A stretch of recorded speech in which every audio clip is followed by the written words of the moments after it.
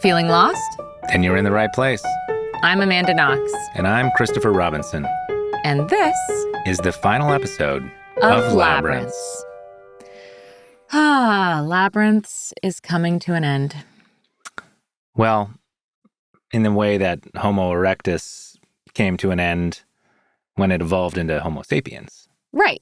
So, good. Which is to say, we're going to explain that a little bit more later in this episode. Yes. But let's maybe chat about Labyrinths. We'll reflect on how far we've come together, you and I, and you, the audience, for joining us. It's been 5 years in the making. We started in late 2020.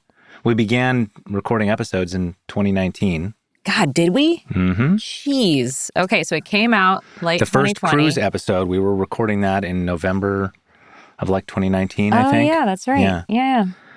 And we've put out 126 Labyrinths episodes. We've done 32 Whose Rights debates. We've learned that I was the one who was ultimately right. Yes, that's what we decided. Millions of listeners in 108 countries. It's wild. Wait, there are 108 countries? I'm just kidding. We've had a chance to interview our celebrity crushes. Oh, yeah. John Ronson. Yeah, that's mine. Yeah. Yours. Sam Harris. Yeah. And we talked to a lot of just fascinating people and regular listeners who wrote into us with crazy stories. Yeah. I mean, especially complicated stories. Like I'm thinking Yasmin Mohammed. That was number 7. So one of the early episodes.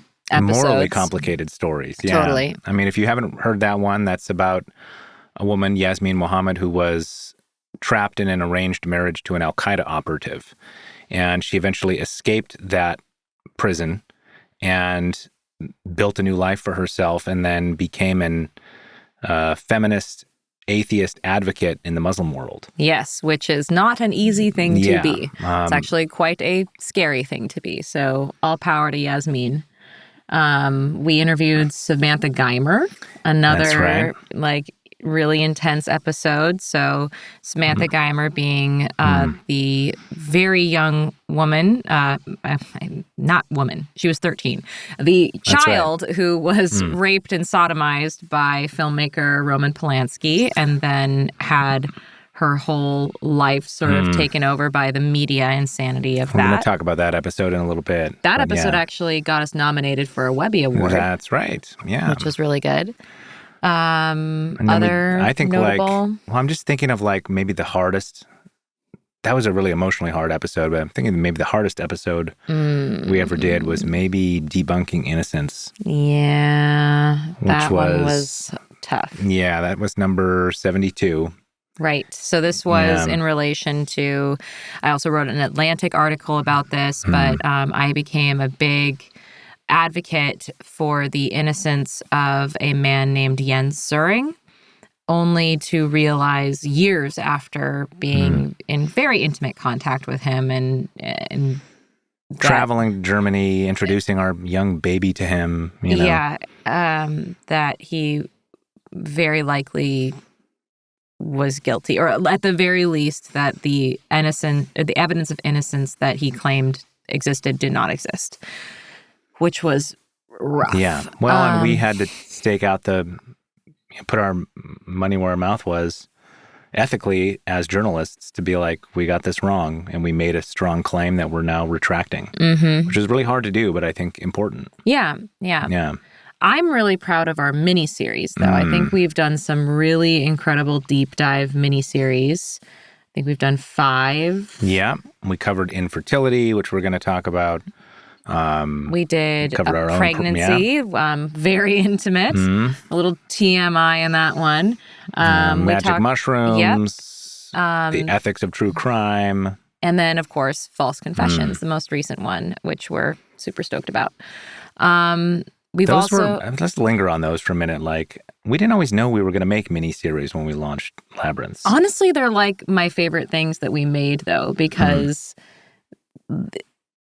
it's great to get in an in-depth conversation with one person, but it feels like to really wrap your mind around a big idea, you need to have many in-depth conversations with many different people and then put them next to each other so that they are in conversation, which is ultimately what we did. But like, that's what's already happening in my brain about certain issues. And I feel like we just took the thing that was in our brain and put it out in the podcast, which was really cool. And those are series that really show things that really matter to us, that have had really deep, impactful resonance in our lives. And that's why we ended up just going deeper into them. And it was an opportunity to really flex our storytelling chops by weaving together different voices. Of course you would say that. Well, I mean, bringing in archival, that's like, yes, of course I would say that. Sorry, like, I'm a storyteller.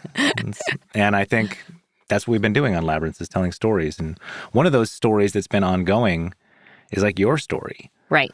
Which is like, did not end when you were acquitted or when you were definitively acquitted in 2015. You know what's funny is like when we set out to do this podcast, even just calling it Labyrinths was in part inspired by the fact that like some guy made a cartoon about me running out of the labyrinth. I think we have that in the vocal booth. Do we have it in the vocal booth? Yeah. Okay. It's right here. Oh, okay. Well, this is it. So check it out. This is the inspiration behind Labyrinths, which is me escaping the labyrinth. But like all that to say that I wasn't intending this podcast to be... Well, for people who are not watching this... Oh. Yeah. Describe it. It's the description of this is it looks like one of those crazy labyrinths that it's very spooky. There's like stairs leading up to doors leading to nowhere. It's a very spooky labyrinth. And the entrance to it says the Italian legal system. And it just shows me just escaping it. Yeah. And at the top it says Amanda Knox out of the labyrinth. 2011 Horsey is the artist. Yeah. And again, so I bring that up all to say that I wasn't actually thinking that I would be documenting my own labyrinth. But of course, since 2020, I've still been experiencing the labyrinth of my Italian legal quagmire nightmare. And I've used this as an outlet to process that in real time. And so... Yeah, I mean, I think when Rudy Gaudet, the man who killed Meredith Kircher, was released from prison, we did an unexpected, even to ourselves, like episode reflecting on his early release and what that felt like and what it meant. And then, of course, the new trials. So, the fact that I had my slander conviction overturned and then I was retried and reconvicted and processing that. If you want to hear those episodes, I think that's number 79, still on trial in Italy, and then number 93 and 99 is Injustice in Florence. God, this is your weird, uncanny ability to remember all I'm also the one numbers. Tracking all of this in the spreadsheet. But you don't have a spreadsheet of Star Trek episodes, do you? I do. Okay, that explains it. All right. Okay. I mean, I haven't looked at it in a long time. Okay, but you You didn't know that? This explains a lot. I once made a spreadsheet to put my own rankings of every episode of Next Gen, so that my God, you could have been jerking off with that time. Like, I don't know what you were doing as a bachelor. I was also doing that. Had a lot of time. This is what I imagine bachelors do. That's the only thing they do. Well, a friend wanted to know, this is a big tangent, but a friend wanted to know, like, did they have to watch every episode of Star Trek Next Generation? And I was like, well, no, you could probably skip some, but like, which ones? And so I went through and I like put every episode in there, made my own ranking, looked at internet rankings from other places, Rotten Tomatoes or IMDb, compared them, and I was like, yeah, this one is low ranking but important story arc, so probably should watch. So what you're saying is that your OCD was just you being a good friend. Well, what I'm saying is that my, whatever you want to call that tendency without, diagnosing it, maybe it's OCD, is that you and all the listeners have benefited from my organizational talents. It is true. I have benefited, so I can't give you too much crap about it.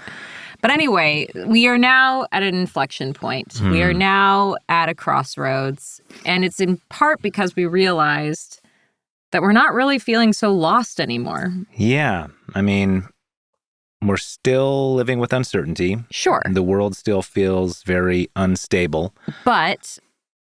I mean, even just, this is like a message of my book that just came out. Like, I don't know. I personally just feel more confident in our ability to steer the ship, no matter what's going on outside. Well, you've done a lot of work. We've done a lot of work. And a part of that is your book. We have a Hulu show that's coming out about your wrongful conviction and your journey back to Italy to reconcile with your prosecutor. That's a big part of, I think, taking agency over this big thing that fell on top of you. But we've also been just having it out in the trenches for 5 years with other people who felt really lost at different times and who've made it through the other side. And I think it's had a positive impact on us. I hope it's had a positive impact on all of you. Yeah. And in a way, we have come out the other side, which actually makes me a little scared. I mean, we've talked about this a little bit, but like, I was even talking about this today, that I have been conditioned by just the extreme bad things of life happening to me that like I'm almost comfortable with things going wrong. And it's more like when things are going right or when things are going well that I'm afraid that a train is going to hit me or I'm going to get struck by lightning. It's not unreasonable fear given your history. You know? But yeah. That reminds me of something that Malcolm Gladwell said to us in episode 4 of Labyrinths. The sun will rise. So if you're a businessman in the late summer of 1929, and you go through the stock market crash of October of 29, you're forcibly reminded that that fundamental human assumption is not true. So it's powerfully destabilizing. And a generation is scarred pretty much for life by that, right? My grandparents, it would be your great-grandparents, who went through this, they never shook off, many of them, the after effects of that shock. That like, oh my God, it went away in a moment. In New York, we had a reverse version of this shock. Things got better in a moment. But the reason I said your question is so interesting is that not until now had it occurred to me that even a reverse shock, a thing that gets shockingly better, is destabilizing. Because it still disrupts the very comforting baseline assumption we have that change happens slowly and predictably. It almost presents another even more foreboding thought, which is, oh God, well, what else can change overnight? So yes, this is going to be a clip show.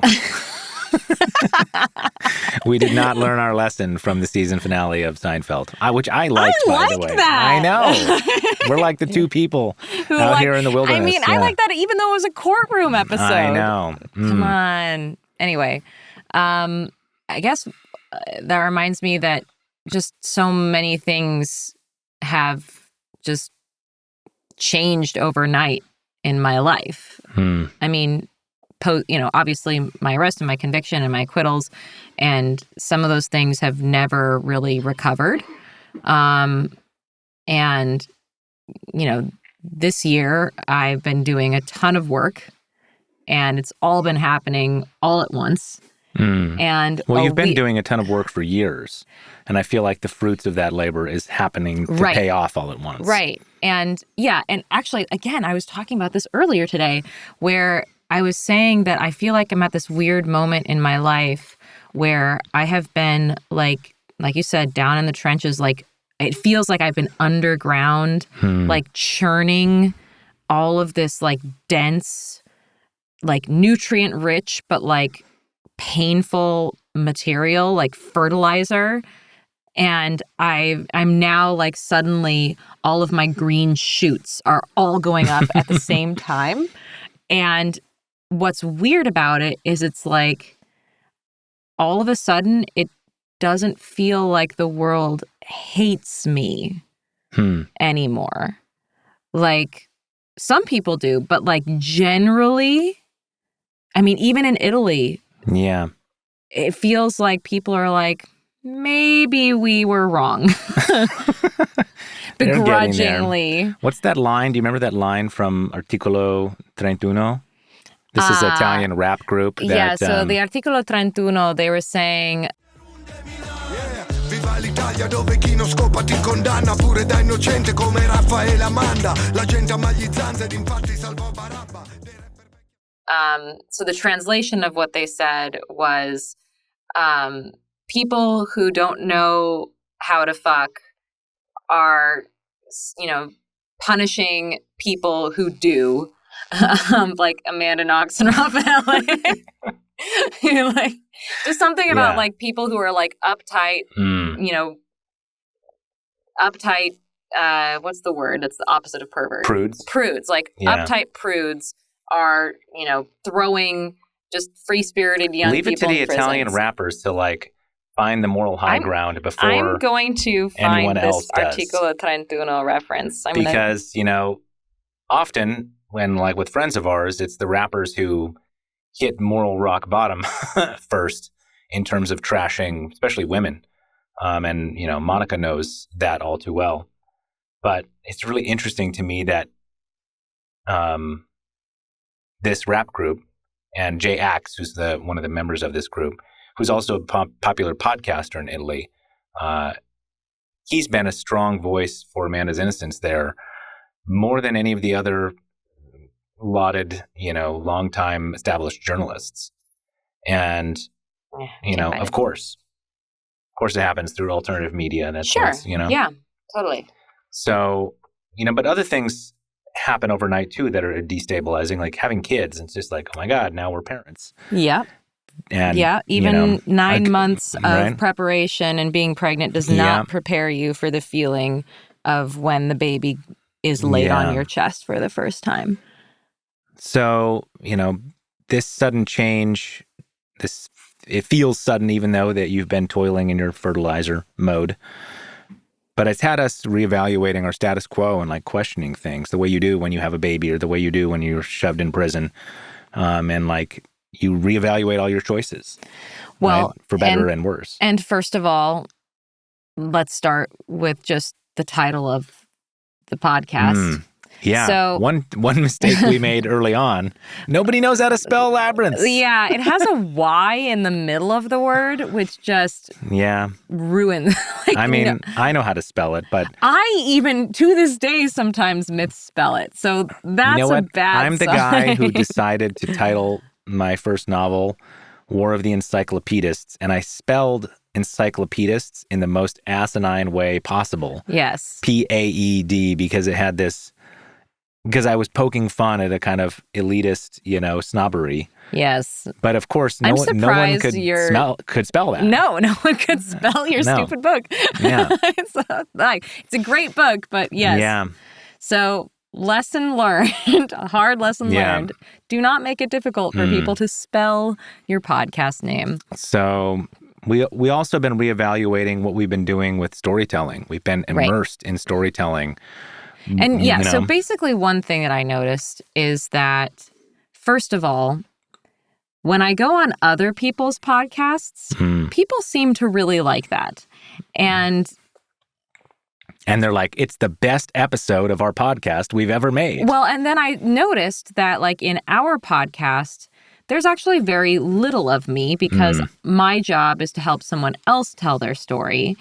And we reevaluated that model, and instead what we're considering, or what we've decided to do now, is to have me be more of a presence in the conversation with a guest about not just a story, but like ideas and thinking about big questions that are universal. So I feel like that is where the direction we're headed. We've also noticed a general trend where when we had one kid, it was possible to made like what Labyrinths was at the beginning, where we were both equally co-hosting. As soon as we had that second kid, when Echo was born, we found it impossible for both of us to get into the vocal booth at the same time a couple times a week to record an interview with somebody. And so it had to be one or the other. Yeah, we shifted to Amanda doing the interviews and I would do voiceover. And the predominant feedback was that everyone wants more Chris. More Chris, more me, more dulcet tones. So just I'm going to get out of here. Right? Leave. Obviously, everyone wants more Amanda. So she's the one who's always right all the time, after all. So we're going to give you more Amanda. We'll tell you a little bit more about that at the end of this episode. But for now, we want to say goodbye to Labyrinths with you. And we're going to do that by revisiting some of our favorite moments, like this one from author John Ronson in episode 8. My Celebrity Crush. Yes, a supposedly humorous journalist out of his depth. I'd made 2 previous documentaries, one about an Islamic militant and the other about a Ku Klux Klan leader. And I'd noticed that these 2 people both believed in the conspiracy theory that there was a shadowy cabal secretly ruling the world from inside a secret room. And they called it the Bilderberg Group. So I thought, well, how can I tell this story? Because a problem with conspiracy theorists is that they don't do anything. They just sit there sort of postulating. And you can't have an adventure with people who just sit there. And I thought, I'll connect with some conspiracy theorists and I'll say, okay, let's travel the world trying to find the secret room. Mm. And when we find it, we'll get in somehow, like up the drain pipe, and confront them going about their covert wickedness. And I thought, well, whatever happens is going to be kind of interesting. Okay, so for those of you who do not know John Ronson, I love John Ronson. So I read The Psychopath Test. A friend gave that to you, yes, right? So while this I is was a in book prison. He wrote about what makes someone a psychopath. Right. And it has, as someone who had been accused of being a psychopath, I found it very reassuring and also really funny. I was amazed by how he could take something that was so dreadful and make it so funny. Same thing with So You've Been Publicly Shamed. Which came out right around the time you were navigating freedom. Yeah, public shaming. Mm-hmm. So I found that, like, weirdly, his writing interests aligned a little bit with my life experiences. And then I had a huge crush on him. And Chris was like, I'm going to reach out to him on Twitter as you. And I was like, oh, no. And then John responded. And then we met up with him. And, John was curious about conspiracy theorists and QAnon before it was cool. And so we were thinking, we invited him to be on the podcast so that we could have a more fun and silly Labyrinths episode, even if it was about a serious subject. And that's what John is a genius at doing, is juggling those tones and contexts or content. I think one of the things, I think we touched on this in this episode a bit, is that you remain at the center of a literal conspiracy theory. Right. Right? I mean, there's people out there obsessed with your case who have QAnon-level beliefs, sex, and attachment, like to those child beliefs. Sex dungeon in the pizza parlor kind of beliefs about you. Yeah. Which is, I mean, it's like being a Sandy Hook parent in a way, right? I mean, the Sandy Hook parents, I think, have it worse. Anybody pretending that their child didn't die horribly is probably one of the worst things in fact, ever. We talked to a Sandy Hook parent. We did. Yeah. I forget what episode that is. Uh-oh. I know. Uh-oh. But we did do a recent episode talking with a former conspiracy theorist. That was Stephanie Kemmerer. That was number 124. And do you remember the title? Circling the Rabbit Hole. Wow. And anyway, so with John, what we've discovered is obviously he's an incredible storyteller.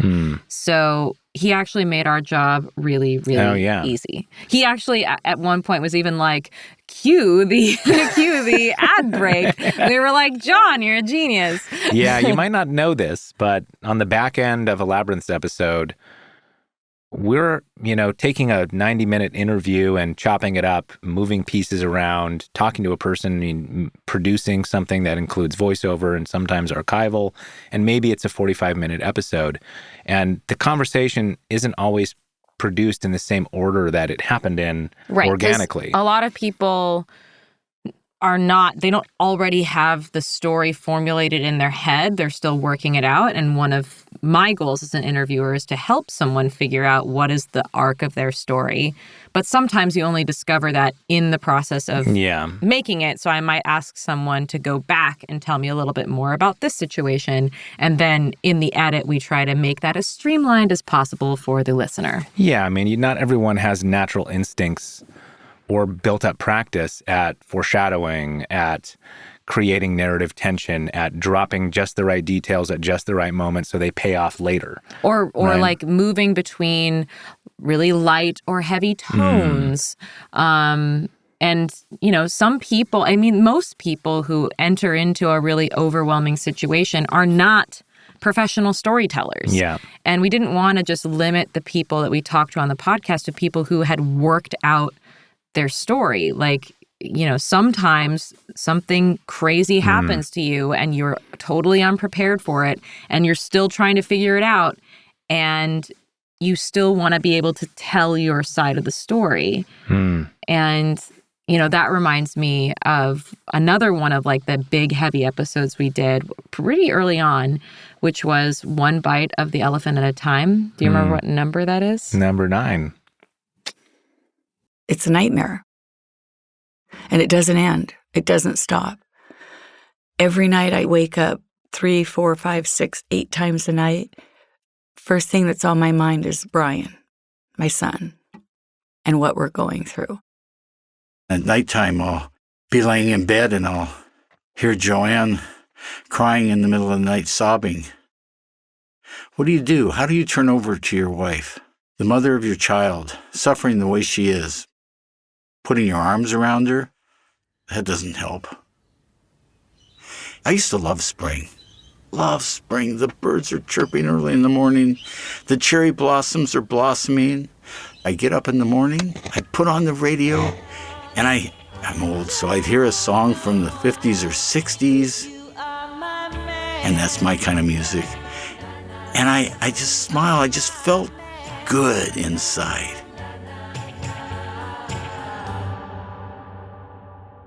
Now I feel black.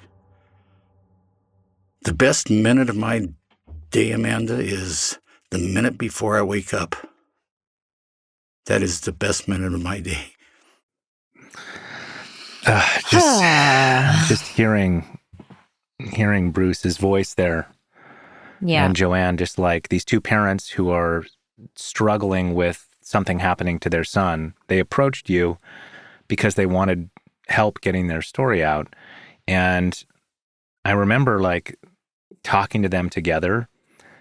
They would trail off on, and talk over each other, and it was a little chaotic and confusing. And we had the instinct to interview them separately and interview them together. And so the episode we ended up making here took a lot of work on the back end to figure out how to piece it all together. But one of the things that we really figured out up front was how their perspective as the parents of someone who was accused of something horrible was the emotional place to anchor the episode. It was their story, you know? Even more so than it was their son's story. It's like, what is it like to be a parent and all of a sudden find yourself in this just overwhelming, morally complex situation? And that morally complex situation is what's known as a net nanny sting. This is where the police entrap young men into taking small steps towards potentially abusing a fictional child. So they create a police officer pretends to be a child or an underage person, or a mother who's pimping out her underage daughter, things like that. And they do role play with people over things like Craigslist. And they try to lure young men into, driving to a parking lot somewhere, and then they arrest them and then throw them in prison for 10 years. And it's a morally complex, fascinating thing. Based on deception. Right. The argument in favor of this is that you're getting dangerous predators off the streets before they harm anybody. The argument against is that you are throwing people in prison who've never actually harmed anybody, which seems a little Minority Report-ish, right? Yeah. And like, you don't know how coercive or not those methods are. Yeah. Especially when you're talking about young men. Like, Brian was 20. Yeah, I think so. Yeah. Same age as you when you were coerced into false statements. And so it's like, no one's really taking into consideration, like, is this just like a horny 20-year-old kid who's just, I never really thought of it this way, but like the the drive in like a coercive police interrogation situation is like, let me out of this room. And the pressure ratchets up until it's like, I'll say whatever you want me to say to like, let me out of this room. And in this sort of situation, it's like being a horny 20-year-old guy is the drive. And if there's a woman dangling sex in front of you, and, you know, at some point, it's like, I'll say whatever you want me to say to like get this sex to happen. That's kind of the argument, you know, that excuses this sort of behavior as benign. It's role play. It's someone having a fantasy, right? I never would have actually done that. Right. Of course, you never know, right? You don't know. You don't know. But also, should you be putting people in prison if you don't know? I mean, especially when the way the justice system responds to a societal problem like this is by not taking a person like Brian and, say, giving them court-mandated psychotherapy or putting them under supervision or something, but placing them into prison as a sex offender. Right. And then having them be on the sex offender registry for the rest of their life, even though they've never sexually offended. These things are derived completely through fraud, deceit, and lies. They don't even follow the standard operating procedures. And they're allowed to get away with it because it's such a horrific crime that the bias is that they're just guilty. It's like you're walking around in another universe. You're like, this doesn't happen. People don't sit for 2 to 3 days and psychologically manipulate a young person to be a criminal, do they? Do people do this? If you're going to enforce something, what is the worst thing you could do? You could destroy public confidence in how it's done. I don't have a lot of problem with well thought out, reasonable policing of the internet, but there's a difference between policing and targeting. There is a difference between somebody like Brian, who was on Craigslist using his own name, and a 40-year-old man posing as a 12-year-old girl in a Tiger Beat chat room. When somebody is in their late teens, early 20s, my God, they may not even realize what's going on in their own heads. That's the time to put them into a rehabilitation situation instead of, ironically, putting them into a situation where they'll probably get sexually abused. So I think the thing that I found really cool about that episode is that we brought in our very good friend, former FBI agent Steve Moore, who has actually, investigated and caught child predators. Like, he's seen the worst of the worst. And the thing I love about Steve is he's always so honest and even keel. Like, he's law enforcement, he is our very, very good law enforcement I think friend. It was really important to bring in a legit law enforcement perspective on that episode. And Steve, if you don't know, is the guy who helped Amanda's family extricate her from Italy in the wake of her acquittal. Right. And we think we told that story in Tales from the G-Man. Which is a great episode because, again, like, Steve has seen it all from a law enforcement perspective. He's gone after terrorists. He's gone after white supremacists. He's gone after child predators. Like, he truly has this amazing perspective. And I think his perspective shouldn't be overlooked. I think people always think that law enforcement only has one perspective on this, and I think it was important to show that actually it's more nuanced. Just as an update on that episode, Brian has now served out his sentence, so he is out. He is thriving. And Bruce and Joanne are continuing to do work in Washington state legislation to try to bring attention to police overreach and to try to stop it. Put limits on it. So there you go.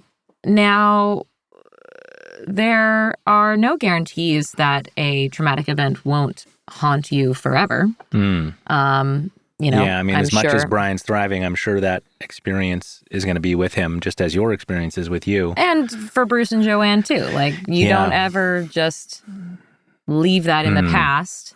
And that makes me think of another episode that we did, again, pretty early on in Labyrinths, with Dave Navarro, the legendary guitarist from Jane's Addiction. Yes. And the Red Hot Chili Peppers, and he played guitar for Alanis Morissette on You Ought to Know. Yeah, but the thing that we found interesting was, besides he's incredibly talented, but also he did this documentary called Morning Sun, where he told the story of his mother's murder and how he went to go years and years later confront her murderer.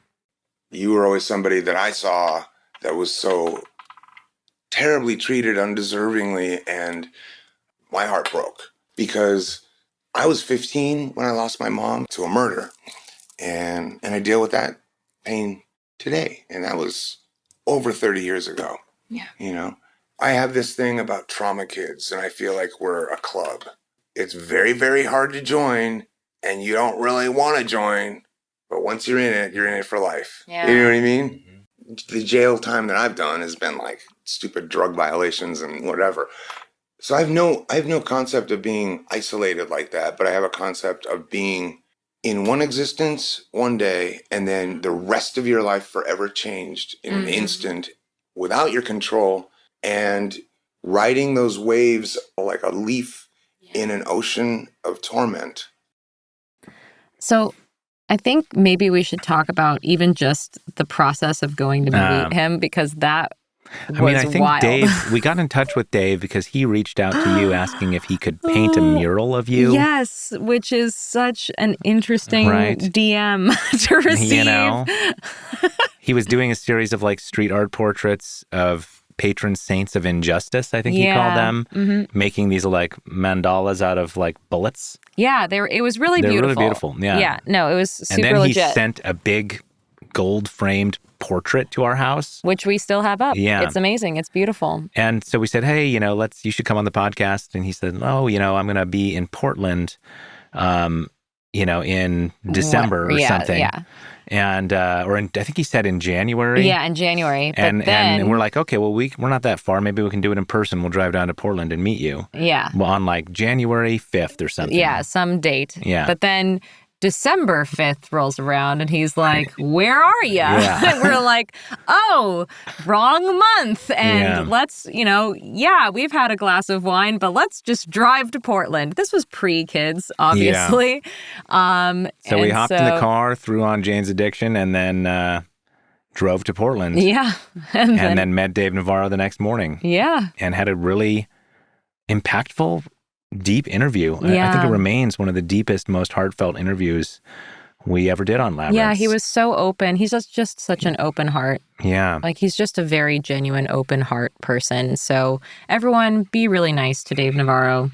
Yeah, and he's, the title of that episode is It's Okay Not to Be Fine. Yeah. And I think one of the most surprising things about his relationship with the trauma of his mother's murder all these years later, which, he was 15 and it sent him into drugs and alcohol, but also into music. Mm-hmm. And it both is the cause of some of his deepest pain, but also the thing that gave him his greatest gift. Mm-hmm. And it wasn't just the murder. It was also his aunt was also murdered. Mm-hmm. But it was mom's boyfriend who did it. And the guy went on the lam and changed his face with plastic surgery. And it was like a 10-year manhunt from the FBI.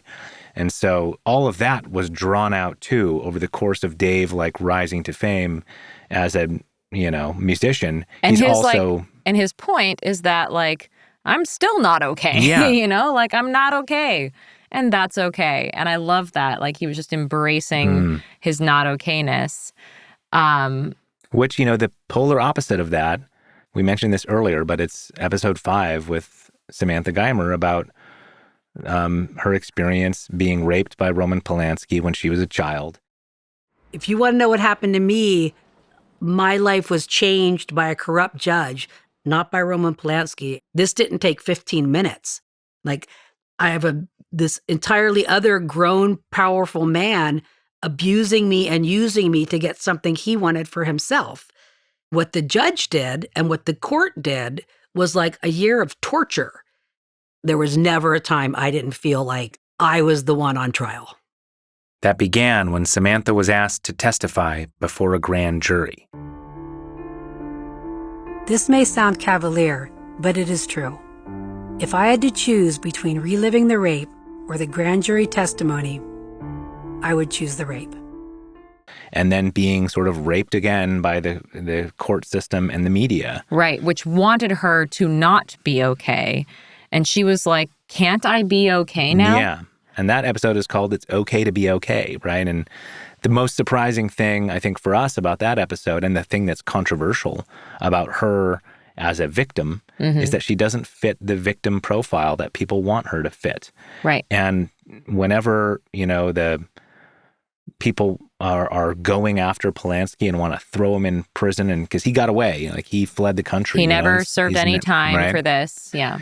They'll care about Samantha's statements if she's saying throw the book at him. But if she's saying, as the person harmed in this act, I don't want you to punish him. I want mercy or whatever, like they don't care. Yeah, in fact, they say you're a betrayal. You've betrayed all victims. And and it's just like, that's not okay either. Right. And so it makes you question, what is all this for? Like, if it's not to heal the victim, and if this guy's, he's 91 or something now, Roman Polanski, like I think it was just a couple years ago that they were still, a recent DA was going after him again to try and nail him on some charges. And it's not to like deter other celebrated filmmakers, but I think the cynical answer is that it's a notch in the belt. It's a notch in the belt, and it's getting reelected or getting, promoted or whatever for DAs or people running for judge, things like that. And Sam doesn't like the idea of being used like that. Yeah. Which and is then totally every time fair. that happens, the news vans like show back up at her outside her house and re-traumatize her and her family. Right. So, and it's like, you say you care about the victim, but do you? Yeah. If that's what you're doing? Right.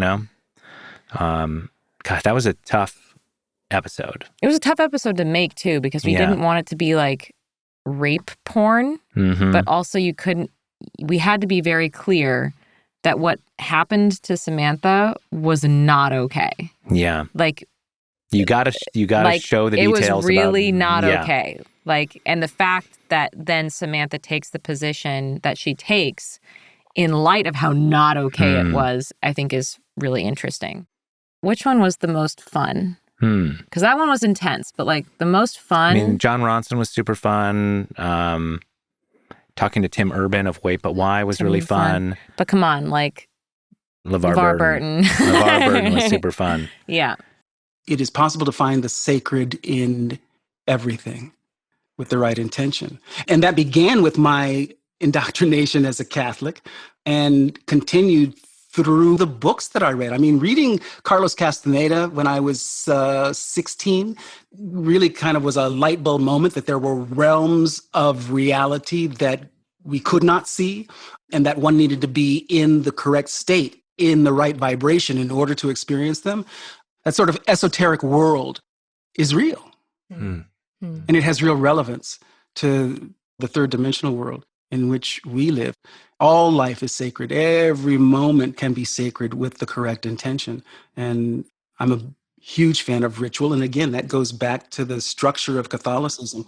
I mean, the Mass, Catholic Mass is a play, and all of those wonderful cathedrals in Europe were built with sacred geometry. There's a reason why you walk into a church and you feel that sense of awe and reverence. It's baked into the architecture. It's purposeful, right? Exploring just different ways of looking at religion and faith has led me to the conclusion that, we're all talking about the same thing, finding the sacred in life and honoring that in ways that make sense to us. Not just because he's just a positive, upbeat guy, and also it was like, there I am talking to Geordie LaForge. I know. It was so intimidating too, because we even got in there and I was like, what's your labyrinth? What do you want to talk about? And he was like, what do you want to talk about? And I was like, oh no.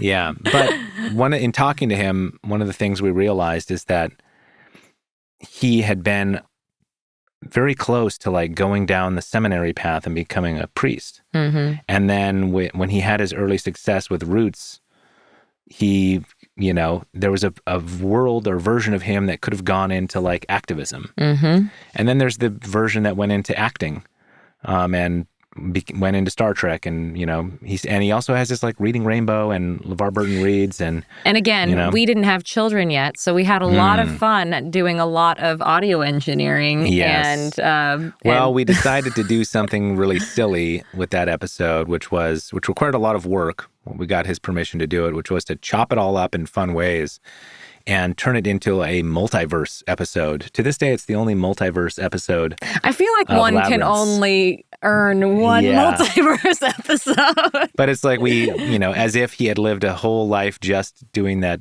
on the faith path, just on the activism path, just on the acting path. But we also made, if you recall, parallel versions of us. Yes. Who interviewed him for each of those Indeed. segments. And in one of those, you were stuck in prison. Yes. You put like a tinny sound over my voice. Because you had a bad microphone. And I think we had still fallen in love and become a duo. But somehow. Through like I wrote you letters in prison or whatever, right? Which you never would have done. I never would have done. Well, who knows in that parallel universe. But maybe the best part of that episode was the fact that we did a rap song. That's right. Also the only rap song. It's the only Labyrinths rap song episode. That's right. What was it about again? I think it was called Set Your Phasers to Love. That's right. Oh my God.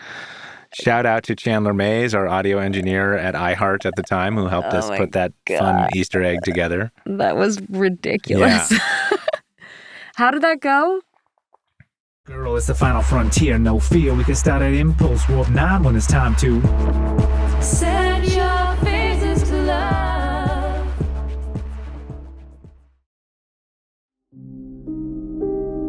You feel like your wheels are spinning on grease, like maybe you're on the tracks, but like you're not going anywhere. And that could happen indefinitely. Yeah.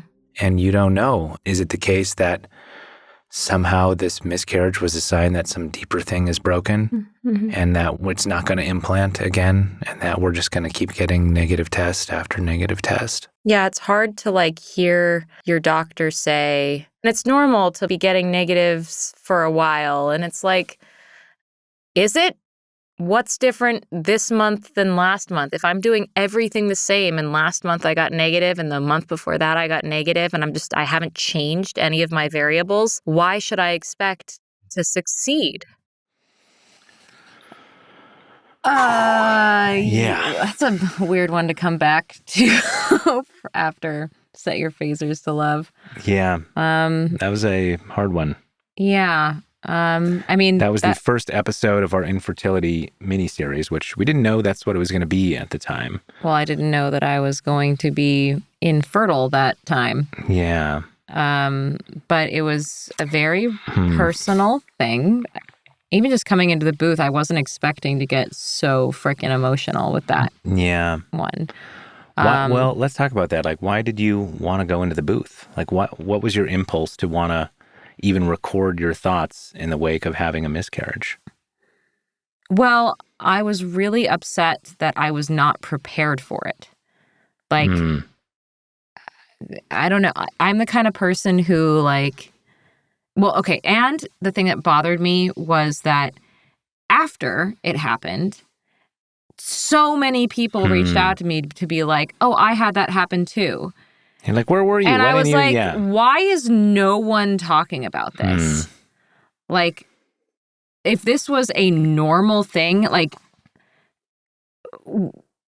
we talk about lots of normal things. Like, we talk about periods. We talk, there are lots of things that I felt like I had been almost betrayed. I remember you saying, like, even when that first moment when we went into the doctor and they said, and we were like, what do you mean, Yeah. And they're like, well, why don't you come back next week and we'll see. And you told your And I was like, something's wrong. And then, and she was like, well, why don't you go back and see? And it felt like there was this secret club that you didn't belong to and no one would quite tell you what they all suspected. Right? Can you imagine You know? if, like, again, this is the way that I was imagining it. Can you imagine, like, I get blood in my underwear and, like, I'm 13 years old and I get blood in my underwear the first time and I'm like, uh-oh, and everyone's like, we're going to let you figure that out. Like, Come back to us next month. Yeah. Yeah, Like, if it keeps happening. Yeah. It's just like, what? Yeah. I mean, it's a little bit of your stubborn side that I love about you, actually, that you're like, no one's talking about this. Fuck it. I'm talking about it. Yes. Right? So we recorded that moment and then I reached you went out on social media. Yeah, then I reached out to all of our listeners to be like, hey, does anyone else have stories about this? And it was a deluge. We were flooded with messages.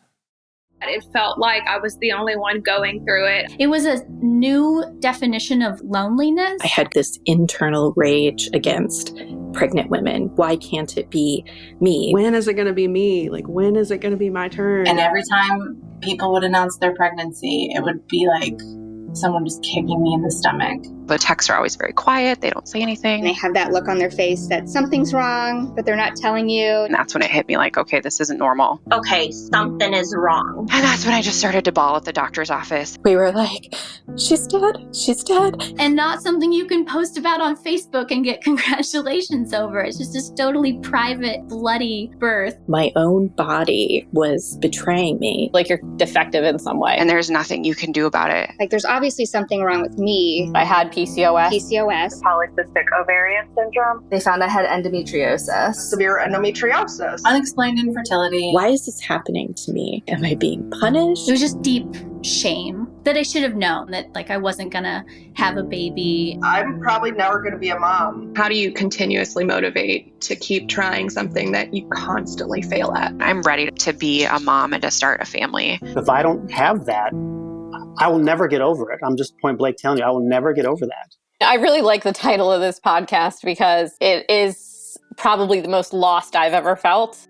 It truly feels like a maze. So we made our first miniseries about the uplifting subject of infertility.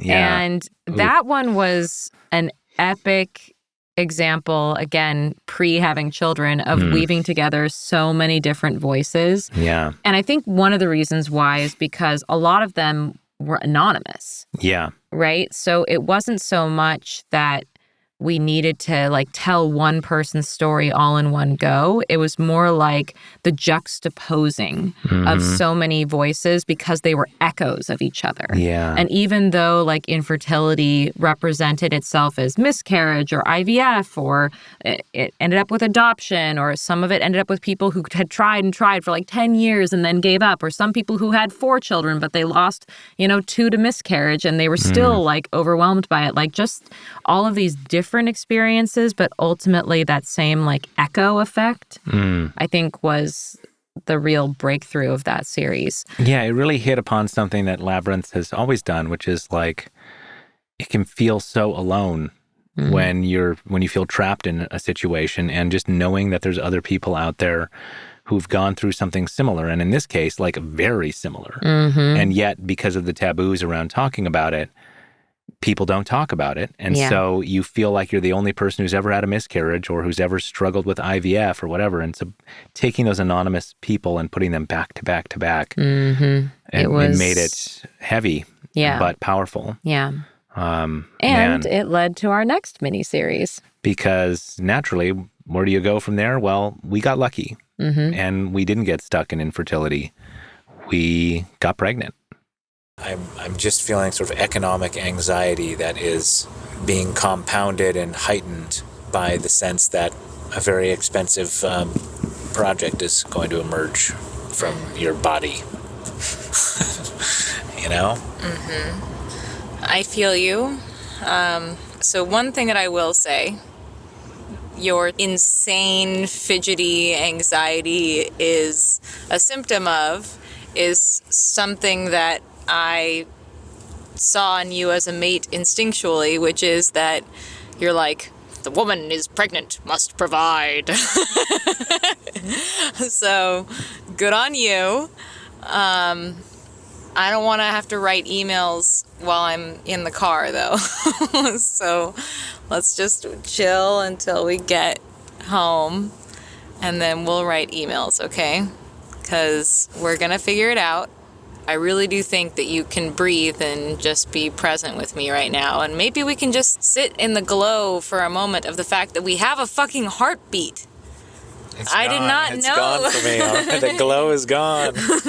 It lasted a few minutes, and then I was like, get to work. Glow with me.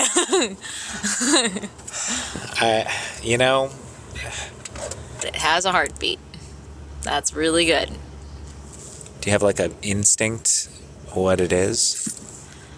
I think it's a boy. Why do you have that feeling? Maybe because a part of me like wants it to be a girl, but a part of me is like, bitch, no.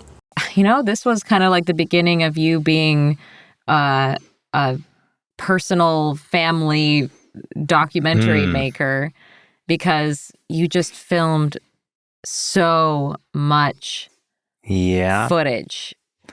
Well, I think, did we decide from the beginning we were going to do this? I think we kind of did, didn't we?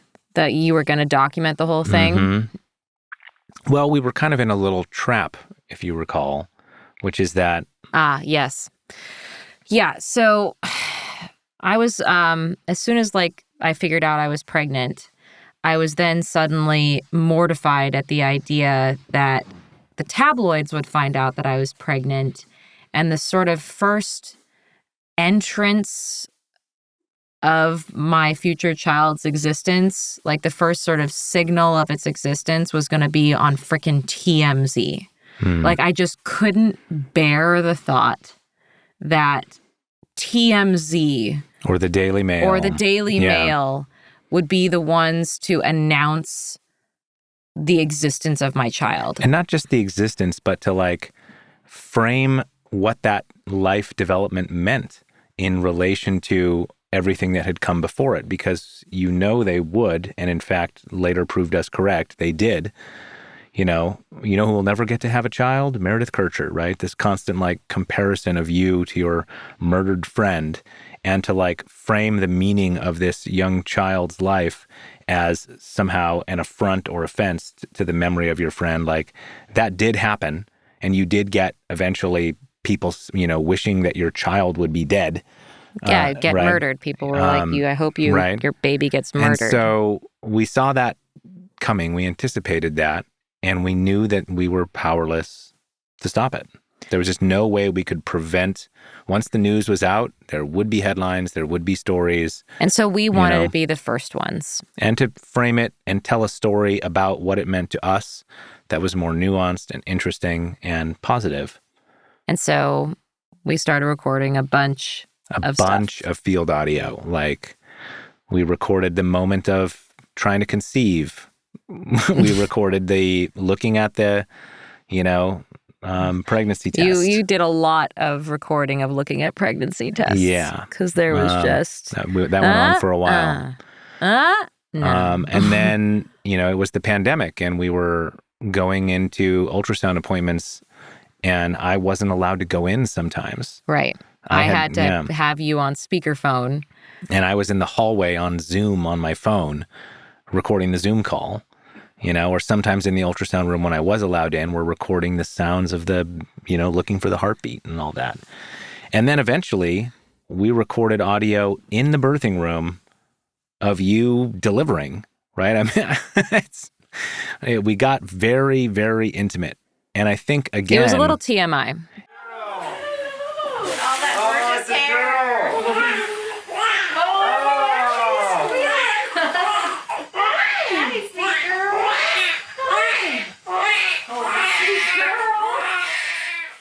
Again, it was like the same thing with the miscarriage, though. Like, there's things about going through that journey that, like, I was with you on this now, and I wanted to make something that would have made me feel more prepared. If I had had a miniseries like this to listen to feel all the existential dread and worry of these impending parents, did my water break? I don't know, Yeah, just that. It's right? just like in the movies, the way the movies make it seem is that it's all very obvious and clear, and it is not. Mm-hmm. So, yes.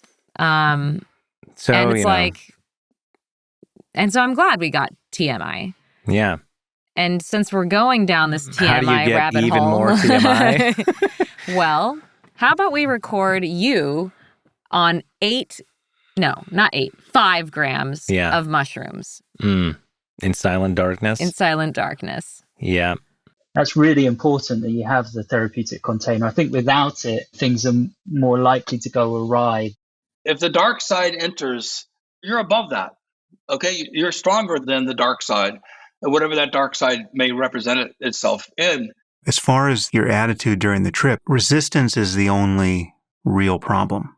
If things are ever getting bad or going sideways, the remedy for that is to surrender with an attitude of curiosity and compassion. And if you're experiencing a painful state of mind, just wrap that in compassion for yourself and for anyone else who's ever felt such a state of mind. The recipe for real discomfort is to try to hold on to anything. So, yes, don't do it alone. Do it with reverence and some intention. And the experience may not correspond to the intention. It takes you where you need to go. So that was from our miniseries, The Fungus Effect, where we did a, 7-part series deep diving into psilocybin. And we reached out to all kinds of different luminaries to get advice and insight and perspective and history. To look at psilocybin from all the different angles. Which include the historical, like how was this discovered by the West, the indigenous, the biological, history, the neuroscience, growing, the mycological. Yep. Or this, even just the spiritual. So how do you process this experience afterwards? We were fortunate enough to have Michael Pollan, author of How to Change Your Mind, kind of be our entry guide into that world and deliver us some of the history going back to the 50s. And we were able to talk to Paul Stamets, the OG mycologist, about the sort of mushroom's eye view of the world. Get to talk to experts about the legalization effort and how they were trying to learn from the mistakes and misadventures of weed legalization. Yeah, which as weed was legalized, if you don't know, like a lot of the people who profited from that were, of course, white people with capital. And a lot of the people who were in prison for, selling weed were black people, black and brown people. And so trying to make sure that the people who had previously been criminalized for something would have a share in the profits in some sense now that it was legal. And then beyond that, there's, we talked to Sam Harris about the relationship between psychedelics and meditation and how the insights you can gain from psychedelics don't necessarily stick.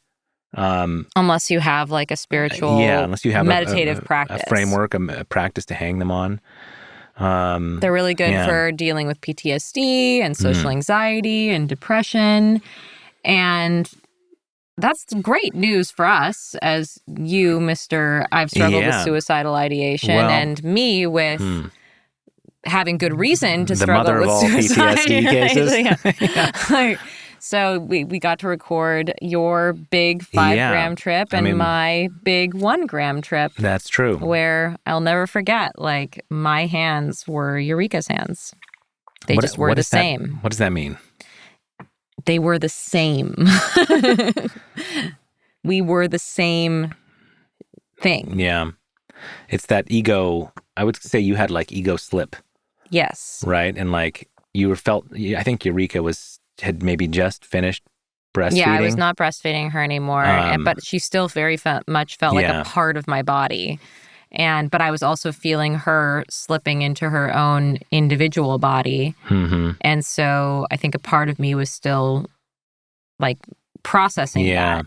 And that just like looking at my hands and just seeing that they were Eureka's hands just tripped me out. It's trip, Well, man. then you ate an apple and you were like, it's Eureka's mouth. It was amazing. It was the best tasting apple ever. But like, I remember accidentally when I was on 5 grams once, like bumping into a friend of ours, and she said, oh, sorry. You know, actually she bumped me while I was like sitting there, I think just quietly staring at the sunlight. Yeah. And she said, sorry, I bumped you. And I said, what do you mean?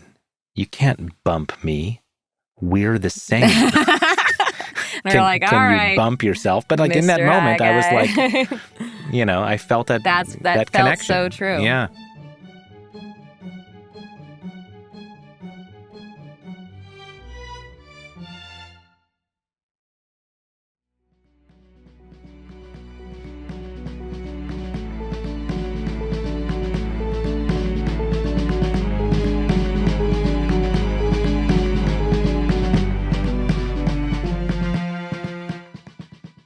So we've done a lot of activism on Labyrinths too, because I think we're morally obligated to.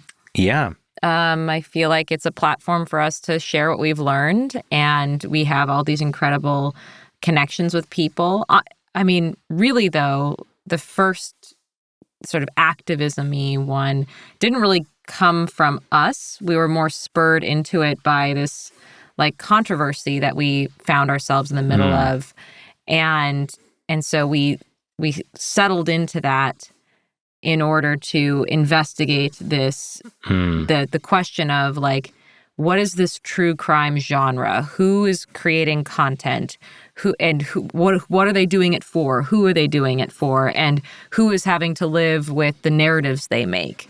So yeah, I mean, unwittingly and against your desires, you became a true crime figure, icon, whatever you want to call it. And also a content creator. Yeah, and then because of that, those opportunities came your way, and you played the hand you were dealt, and you know, you become invested in that ecosystem, but also get grossed out by it. And so we became really interested in the ethics and the history of true crime. You don't have a body. You don't have really any answers. It just adds a whole nother layer of trying to deal with that grief. And you can't deal with that type of grief in a traditional 5-step or whatever the traditional grief process is, because there's never any acceptance phase or reconciliation phase. So my family and I were trying to deal with, okay, where is my sister? Is she in Canada somewhere? Is she murdered? Is she coming back? And then, like I said, a storyteller can fill in those gaps because there's so many. And the truth has become irrelevant. Like, I can scream from the rooftops, hey, that's not true. Here's evidence. But nobody really cares. That story's not as compelling. It's not as interesting. The truth isn't as interesting. So yeah, that was Julie Murray, whose sister Maura disappeared, and she became a very, very famous cold case that is still unsolved, and there's still a big community of online sleuths who are trying to get to the bottom of it, who disagree a lot, and who have been really invasive and weird towards the family whose, loved one is missing. And it was that particular controversy that led us to create this miniseries, Blood Money, because you were reached out to, I think, from people on both sides of this debate, yeah, from the family and from the sleuths. And we realized, like, there's a lot going on here. We need to talk to everybody. Yeah. And so we started conducting interviews, and we realized, like, this isn't just one story. This is a deep dive into the bigger world of true crime and the ethical problems with true crime. Right. And so the story just kept growing and growing. And then people started reaching out to us when they found out we were connecting us with other people. And, one of the first things we realized as we went deep into the history is that this isn't new. No, it's surprising. Like, ever since there has been media, there has been true crime media.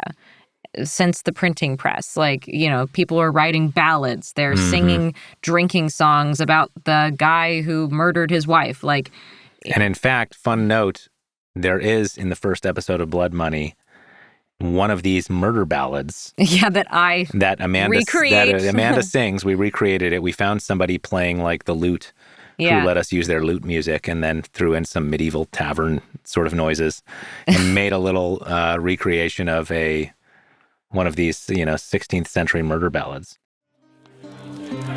Come listen a while, and a story you'll hear that will strike you with dread and amazement and fear. 'Tis of a vile butcher which with bloody knife, without all compassion, did murder his wife. In Leadenhall Market, who came to reclaim him from his debaucheries and life of ill fame. Then let all be warned how they rashly proceed, lest trouble and anguish for them be decreed. People were buying pieces of the hangman's rope, it was bad back They were then. making at one point somebody made a volume of books about the crime and then used the murderer's skin to bind the book. So, blood splatter t-shirts at CrimeCon pales in comparison to that. It does. And I think it puts into perspective, where is this coming from? It's not just, I think a lot of people think of it as this modern thing, but it is not. It is not modern at all. It is deeply enmeshed in some deep human need to understand evil and harm and to try to make sense of it. And so I think really looking at that. Yeah. And I think people also really want to derive moral stories from immoral circumstances. I think is ultimately what it's almost like creating meaning out of chaos. Yeah. So for that, we talked to so many people for that series, including Chris Pedretti, who was a survivor of the Golden State Killer. God. Who was then, I think, known as the East Area Rapist. And she has just a wild story of surviving an attack. Yeah. She very nearly could have been murdered. Oh, yeah. She escaped by the skin of her teeth. Paul Holes, famous. Who helped catch the Golden State Killer using genetic genealogy. Yep. We talked to a woman named Christine Marie Catas, who was... She survived a sex cult, sex slavery thing, and then went on to talk about... the thing that was really cool about her is she had done a huge, thesis, PhD level thesis on how narrative foreclosure, so how the true crime content mill leads to a feeling of further victimization of victims because they feel like their story is being written by other people and not them, and they don't have a say in who they are in other people's narratives, and it's just another victimization, and that's and for amazing. her, I believe, similar to Samantha Geimer, she said the trauma from the media was worse than the sex slavery. Sex slavery, which is wild. Yeah. Right? We talked to Sarah Turney. Nikki Egan, who covered the Crosby trial. And also who co-wrote Victim F with Denise Huskins and Aaron Quinn, who you may have seen that story in the American Nightmare show. So ultimately, I think it was also an important interrogation because before Labyrinths, we had done the truth about true crime, and we were just always sort of wondering what does ethical true crime look like, and we finally just decided to directly ask that question. And brought on people like John Ronson back to the mic. Yeah. To talk about that. And I think Mark Olshacker. Yep. But, the biggest thing I think we learned in that series is that we did a year of work that we threw in the trash can.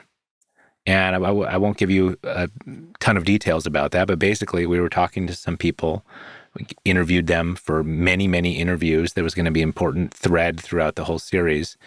And at the last minute, that person decided they didn't want to have those interviews go out. And so we respected that because how could we not? We're not in the business of you signed it was a perfect way of our true crime ethics podcast to be put to the test. Totally, It right? was like, okay, of course. Right. And I know that you've been in situations where you didn't express something the way you wanted to, and other people are like, tough, it's going out. You sign the release, Yeah. And we've never been in that sort of business, and especially when making a podcast about the ethics of true crime. And the worst experiences of people's lives. It's like, come on. Anyway, that's not the only advocacy we've done. We've done a lot of criminal justice reform stuff on the podcast, on Labyrinths as well, specifically wrongful conviction related, obviously. Interviewed exonerees and stuff like that. I think we interviewed Jason Baldwin of the West Memphis Anthony, 3. Anna Vasquez. Yeah.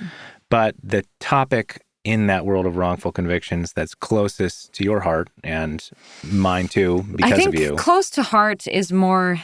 That's a nice way of saying it drives me insane and it's still not fixed. False confessions. It's basically, no matter what you say in that interrogation room, it's a sign of guilt. If you're too quiet, well, it's because you're guilty. If you're too verbal, it's because you're guilty. If you're agitated, it's because you're guilty. Everything is a sign of guilt. I started getting angry and I was cussing at them and saying, fuck you. Why aren't you listening to me? I didn't do anything. That was a sign of guilt. That was my violent nature coming out. Later, when I broke down and I was sobbing and crying, they said, well, that was a sign of my guilt. I was showing my regret and horror of what I had done. And it's like nothing you say matters to them. It's all a sign of guilt because they've already got you pegged, and that's what they want. He left the room and he did something like, yeah, that's great. That's great. Thank you. And he came back into the interrogation room and said, Marty, they just pumped your father full of adrenaline. He's awake and he's identified as you as the person who attacked him. So this is the part where I get really fucking emotional because this, for me, this lie that your own father identified you as the perpetrator is so obviously fucked up to me that I'm a little shocked. I cannot deal with this as a parent. How could you tell a child that their own parent accused them of attacking them and murdering them? What goes through your mind when you hear McCready tell you that? Well, they magnified it because then to top that off, they said, Marty, we know you did it because we have your hair in your mother's hands. And they said, we also know you lied to us because you said you took a shower the night before and we did a humidity test. And we know but in my brain, I'm thinking, wait a minute, I know I didn't do anything, but my father said that I did it. And they're saying my hair's in my mother's hands, and I never took a shower, but I didn't know what the hell, and I know that a humidity test wasn't a real thing. I was a kid back then. That one was a really good one. I'm really proud of that one. That was Jason Strong and Marty Tankleff you just heard, both exonerees who were coerced into false confessions. Yep. And I felt a big responsibility to get this right, because of how misunderstood false confessions are and how much people who have been coerced into falsely confessing get blamed. And blame truly themselves. Blame themselves, but also truly blamed. And the sympathy that goes to an exoneree who just, wrong place, wrong time, got, thrown in jail. The sympathy that goes towards that person versus the sympathy that goes towards someone who falsely confessed is vastly different. So I feel like that was a huge reason I wanted to get it so right. And then, of course, because in the middle of doing this, I'm also still dealing with my own slander conviction, which is all resting on my coerced confession. You're still being blamed for your own having gone through torture, basically. Yes. Yeah. I broke under torture, and I'm now being condemned, literally condemned to prison time. For that. 3 years time served. So, yeah. I have a little bit of a thing. Yeah. But, we were thinking about how to do this series right, and we realized we needed the voices of exonerees who'd been through that coercive process. So we got Jason Strong, Marty Tankleff, Johnny Hincapie, Christopher Ochoa, Eddie Lowry.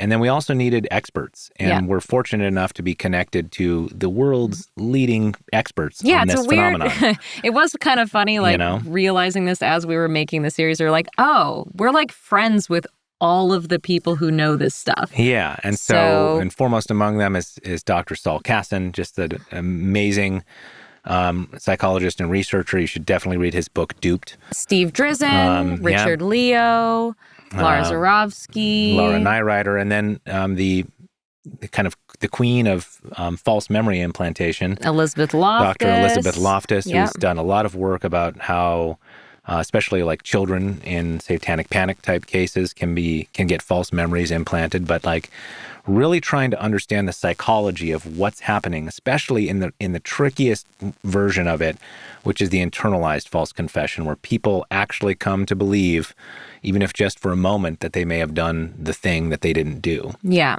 And we also talked to Steve Moore, again, bringing in the law enforcement perspective.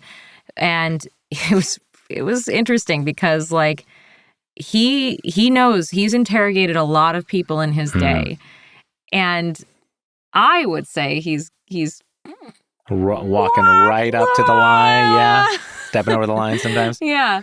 We talked to him and to a guy named D.A. Vern Pearson to get the law enforcement perspective. And I think both of them acknowledged that the deceptive tactics that are advocated for by things like the Reid method, which we also did a deep dive on the history of the Reid technique and all of its problems, they're not as effective as rapport-based approaches and telling the truth. And, one of the things, I remember Steve said something about like, or was it Vern Pearson said something about how like, if the person lies to you when you ask them a question, that's also good information. And also useful in court. Yes. Like you don't have to pressure them into saying something. Right. Right? Yeah. If his whole thing was, I loved this, that he was like, when I see interrogations, I always see 80% of the time it's the interrogator talking and not the person who's being interrogated.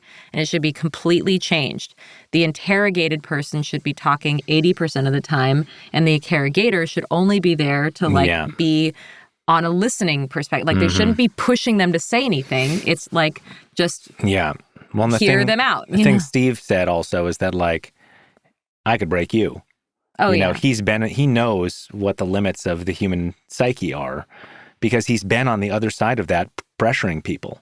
My big hope for this series is it would actually change laws, because I've been invited twice now by the Washington Innocence Project to go down to Olympia and testify in front of the committees to try to put in this law that would not even make it illegal, just discourage police officers from lying to people in custodial interrogations. And there's so much pushback from law enforcement. It's frustrating. Like I honestly don't think we should even get started with how frustrating it is, because we'll be here all night.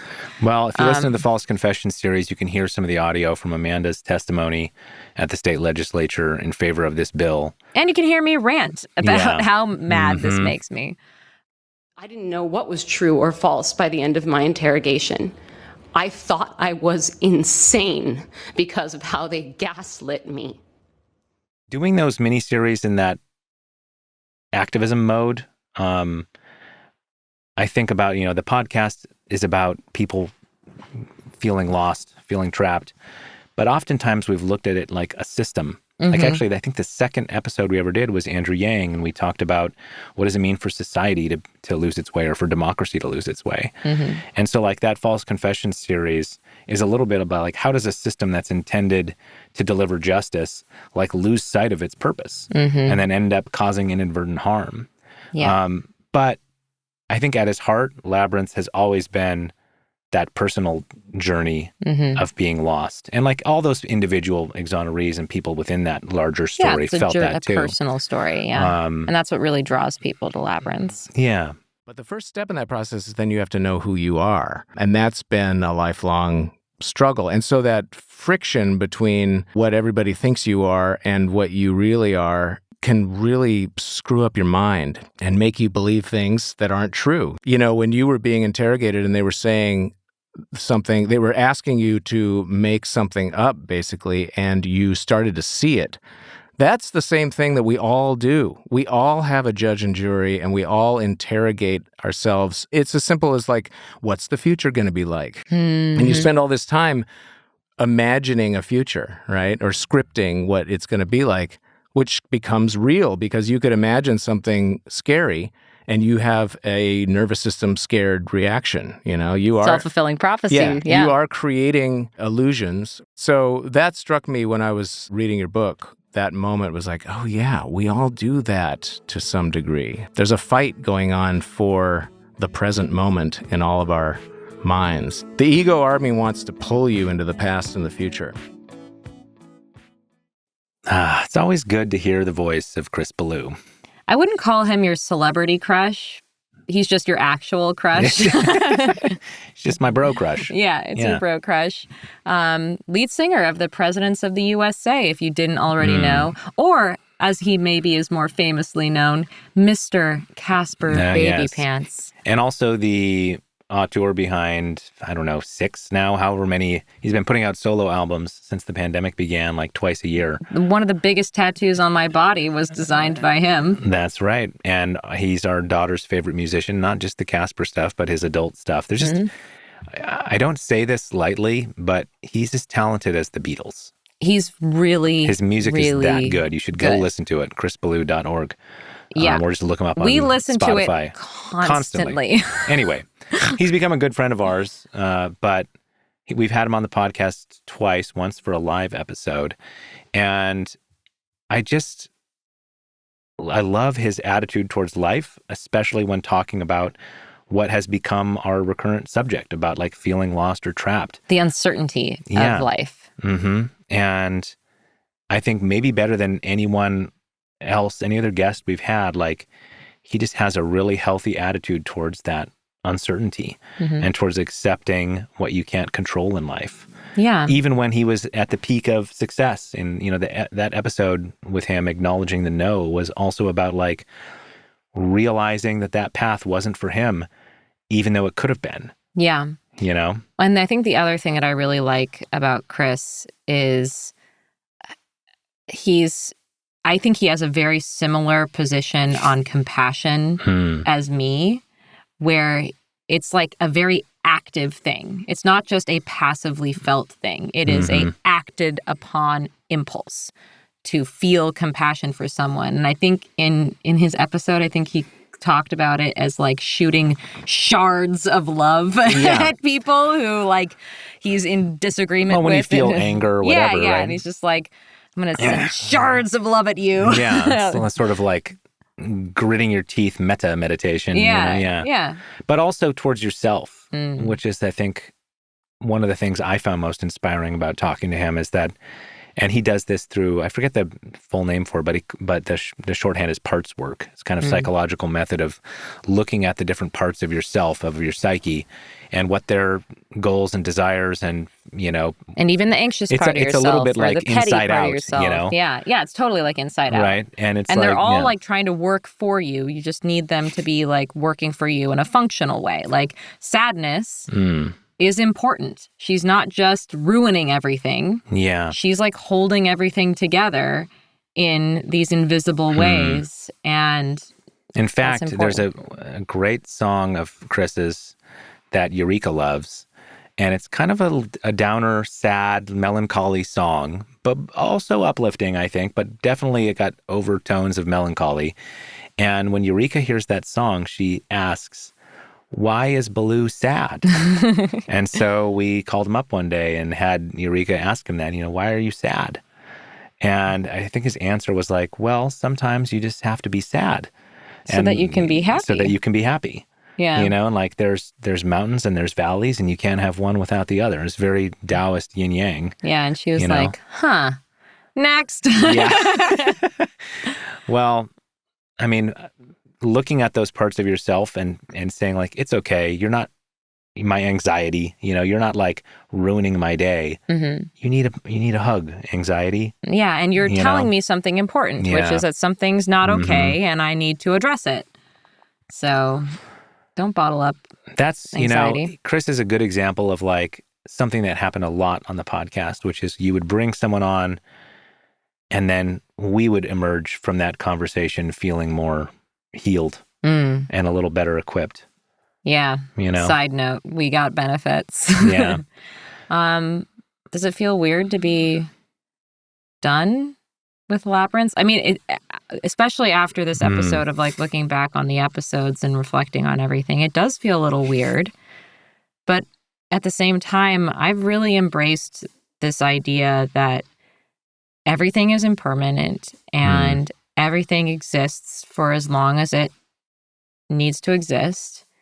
Cherish it while it's there. Cherish it while it's there. And don't make the mistake of jumping the shark, I remember, I'm thinking of this funny clip of Jerry Seinfeld on Larry King. Have you ever seen this? I don't know. Where he's asking Jerry about the end of Seinfeld. And he's like, so did you get canceled? And he's like, what? What do you mean canceled? He's like, well, your show, it ended. He's like, we were the #1 show. Super interesting of Seinfeld to like, they went out. They chose to end the show when they were the #1 show. Like, despite the money rolling in. Was Larry King trying to be stupid? Or no, what? He was ignorant. Yeah. Well, or was he setting up Seinfeld to be like, we were the #1 show and we got out? No, he was just dumb. Watch the clip. We should find the clip and put it in. Yeah. Okay. You're not aware of this? No, I'm asking you. You think I got canceled? Are you under the impression that I got canceled? Have I hurt you, Jerry? I thought that was pretty well documented. Is this still CNN? Don't most shows go down a little? Most people do also. But, yeah, no, I went off the air. I was the #1 show on television, Larry. Do you know who I am? But, knowing that when something's time has come, regardless of the incentives to keep doing it, I think is an important skill to learn. And so I hear you. I'm with you. Like, it feels like this is the right move in the right time to transition. But also, I think I'm going to miss one thing. I'm not going to miss doing all the audio engineering. Thankfully, we've got our guy Charlie doing that now. But I think having our little Who's Right debates, where I've really enjoyed that. Not just because you're right, but I think other people have really enjoyed it too, both because we modeled, and it's practice for us about how to have a productive disagreement about something. Yeah. Which I think the world needs a lot more of, productive disagreement. I mean, you can't just sort of wave your hands and make everyone agree on everything. Right. Right? You're going to disagree on important things. You just have to find a way to be civil and have those disagreements actually lead to something. Yeah. And enable you to even have joy in the midst of disagreement. And that I think I'm really going to miss. Well, we'll have to find some other outlet for that. Well, Labyrinths isn't just dying, it's transforming into something new. Hard Knocks. Is that a great name? Hard Knocks. Yes. Get it. With an X? Yeah, don't spell it wrong. Oh, God. Okay, so the idea is adversity into insight. It's going to be just me. Yep, I'm going to be receding into the background. I'll still be here behind the scenes. Right. I will be popping in from time to time when Amanda does special Ask Amanda Anything episodes to help read some listener comments and questions. Yeah, you will serve as the person asking and transferring those messages. But, the format is going to be more interview-based and big ideas, big questions. Less engineering for storytelling. More raw, of a more you're with us in the room. Yeah. Which means that we're going to be able to do more frequent episodes. So we're going to be 2 episodes a week. And we are changing up the music, even though the music for Labyrinths from our dear friend, Josh Mr. Karp, Budo. Yeah. Josh Brilliant Karp. music. But we're going to have a new theme song here by Chris Ballou. Hey! Thank you, Chris. Obs. and it's going to be great. Stay tuned. The first episode of Hard Knocks is going to be coming out on the feed on July 8th. So right before my birthday. Yeah. Enjoy. Thank you for joining us these last 5 years while we've been wandering through the labyrinth. It really means a lot to us. And don't worry, there's another labyrinth right around the corner. It just has a different name. Hope you stick with us. In the meantime, get lost with us. Find us on Bluesky at amandaknox.com. At wisecracker.bsky.social. You can learn more about our work and how to support it at amandaknox.com. And if this podcast ever knocked you flat out onto your back, seeing stars, I hope it was 5 of them. So please leave us a review, share on social media, and tell your friends. This episode was written and produced by us. Our managing producer is Andre Sapp. Our assistant producer is Charlie Darnell. And our theme music is by Josh Budo Karp.